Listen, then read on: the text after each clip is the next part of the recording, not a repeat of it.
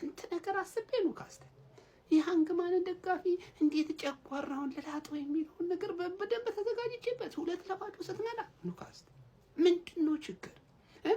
ይሄኔ እኮ 2-0 የምትመራው እኔን ቢሆን እኮ አትለቀኝም ነበር አውቃለሁ።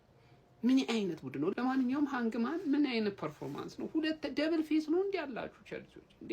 ፈርስት ሃፍ ሌላ ሰከንድ ሃፍ ሌላ እንዴ?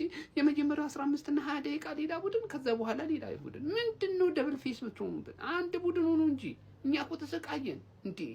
እኔ አሁን ሰጡት ለጠፉት ብዬ እኮ ጨርሻለሁ። ግን በቃ ግግሞ ተነሳ አቻ ጨረሰ ጨዋታ።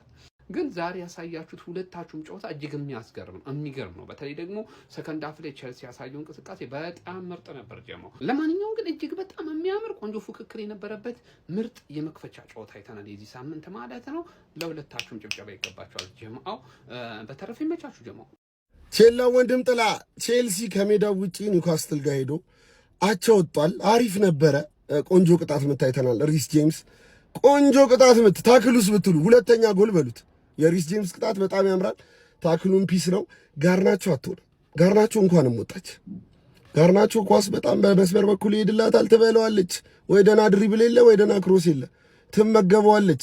ቆንጆ ጨዋታ ነው ያየነው። ከረፍት በኋላ በተለይ ቼልሲ አሪፍ ተንቀሳቅሷል። ከምባክ አረጉ ሬሞንታዳ እያልኩ ነበር ያየሁት፣ አልተሳካም።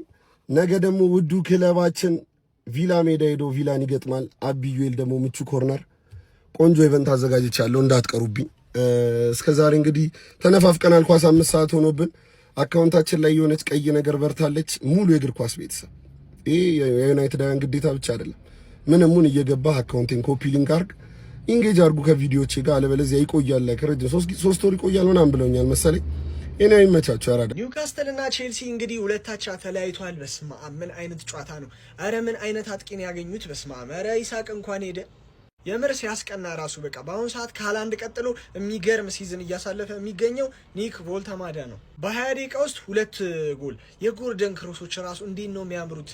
ያው ሰከንድ ሃፍ ቼልሲ ተለውጦ መጥቶ በቃ ሪስ ጄምስ የሚገርም ፍሪኪክ። ይሄ ልጅ በቃ ሁሌ ያረ በስመ አብ ክላስ የሆነ ልጅ በቃ የሚገርም ፍሪኪክ ነው የመታው። በቃ ፕሌስመንቱ ራሱ ጥግ ላይ አይስትም። በቃ ሪስ ጄምስ ፍሪኪክ አይስትም፣ ፓልመርም አይስትም። በቃ የሚገርም ፍሪኪክ ቴከር አላቸው ቼልሲ። ድጋሜ ፔድሮ ደግሞ ተከላካዩን ጅል አድርጎት ነው በቃ ሄዶ ትንሽ ተንሸራተተ፣ ሄዶ ጨረሰ። ሁለታቻ በቃ የሚገርም ካምባክ ሰሩ ብለን ያው አንዳቸውን እስኪያሸንፉ እየጠበቅን ነበር። አቻ ተጠናቋል።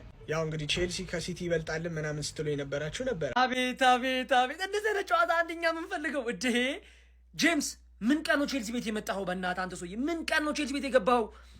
ወይኔ ወይኔ! አሁን ፈርስት ሃፍ ለተመለከተ ቼልሲ 2 ያገባል ብለህ ታስባለህ? ያገባህባቸውስ ምት ጎል ነው እንዴ? ራምስዴል በቃ ጸጥ ነው ያለው። ደግሞ ፈርቼው ነበር። አንተ በጣም ትችላለህ። በጣም ዘሞስት አንደርሬትድ ፕሌየር ቢኖር ጄምስ ነው። ፈርስት ሃፍ ለተመለከተ ሰከንድ ሃፍ ቼልሲ እንደዚህ አይነት ውጤት ያመጣል ብለህ መጠብ ካምባክ ሊሰራቸው ነበር ለጥቂት። ኒውካስትል የሳቱት ኒውካስትል ቅያራ ያደረጋ እነ ባርንስን ወይኔ ኤላንጋ ማዛጋ ዊሳ እያለ አስበላቸው። ግን ያበደ ወልትማን በጣም ይችላል።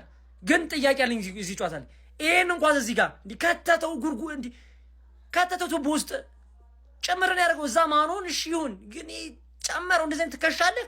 እኔ መልሱልኝ ይሄንን ግን አተ አረ ምን አይነት ጨዋታ ነው! አረ እግዚአብሔርን ፈጣሪ ያተረፋቸው። እግዚአብሔርን ምን አይነት ጨዋታ ነው! ሰከንድ ሃፍ ይቅርታ እንግዲህ ያው ሰከንድ ሃፍ ሁለተኛው ጎል እንዲህ እንደጨፈርኩ የመጀመሪያው ጎል እንዲህ እንደጨፈርኩ።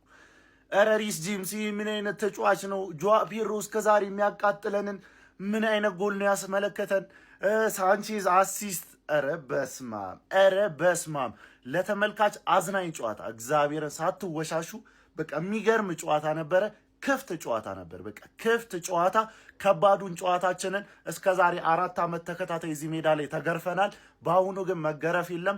እንደውም ደቂቃ ቢኖር እኛ የመጨመር ቻንስ ነበረን። ግን ይሁን ብለን ከባዱን ጨዋታችንን ጨርሰን ካሁን በኋላ እንዳለ በሜዳችንና የቀሩት ደግሞ ቀላል ጨዋታ ስለሆኑ የዛኔ እንገናኛለን። ግን እግዚአብሔርን ይለያል። በቃ ቼልሲ ይለያል።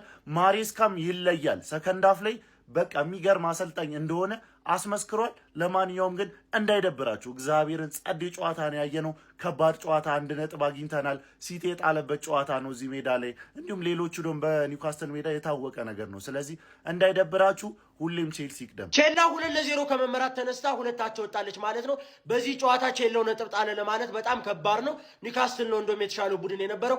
ኒውካስትል በዚህ ጨዋታ ነጥብ ጥሏል ማለት ነው። ወደ 10 ቢጫ ካርድ ምናምን የተመለከትንበት ጨዋታ ነው።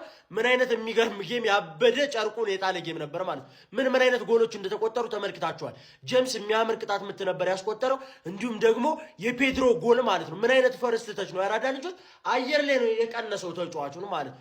አየር ላይ በግንባሩ ቀንሶት ሄደ፣ ባናቱ ማለት ቀንሶት ሄደ ተጫዋቹ ማለት። ያበደ ፈርስት ተች፣ ያበደ አጨራረስ ማለት ነው። ፔድሮ የሚገርም ጨዋታ ነበር። ለማንኛውም ቼላው በዚህ ሳምንት ደረጃዋን አትለቅም ማለት ነው፣ በጎል የተሻለች ቡድን ስለሆነች። አረ ቼላ 2 አቻ ከ2-2 2 አቻ። ምን አይነት ጌም ነው ማን! የቼልሲ ደጋፊዎች ይህንን ቪዲዮ ኮፒ ሊንክ ሪፖስት እያደርጋችሁ ጀምሩት ማለት። አሁን ኑና አንዴ ልንገራችሁ ውስጥ ከሜዳ ውጪ ኒውካስትልን ማሸነፍ ማለት ነው ይላችሁ ለኔ ነው የተፈቀደው። ግን ከ2-2 2 አቻ በጣም የሚያምር ጌም ማን! ጨዋታውን ማሸነፍ ይገባችሁ ነበር። ጋርናቾ የተባለ ጡማ ሰው ኧረ አይችልም በቃ ጭራሽ ነው የማይችለው። ኧረ ምንድን ነው የሚሰራው? የማአት ኳስ በጣም ብዙ ስፔስ እያገኘ መጠቀም አልቻለም። ማን ጄምስ ምን አይነት ጎል ነው ያገባው? አርኖልድን ማይመስለኛ ተቅጣት ምትቅርቅር ምናምን በጣም የሚያምር ጨዋታ። ፓልመርን ከጨዋታው ውጪ ነበር ያደረጉት። ለመሰላችሁ ማርክ አድርገውት ነው የገቡት። ኳስ ሲነካ ለ3 ምናምን ጭፍጭፍ። ኧረ ኒውካስትል ግን አንተ ሪሲሊንግ ነው ምንድን ነው?